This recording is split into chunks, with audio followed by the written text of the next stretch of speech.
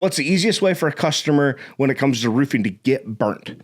It's either to buy it based on the warranty, thinking what the salesman offers is going to work based on what the literature says, which warranties have exclusions in them, and they're not something that you buy based on. They're a legal contract that you need to read and understand what's excluded and what's covered and what's not. Mm-hmm. And the lowest cost typically becomes the most expensive over time.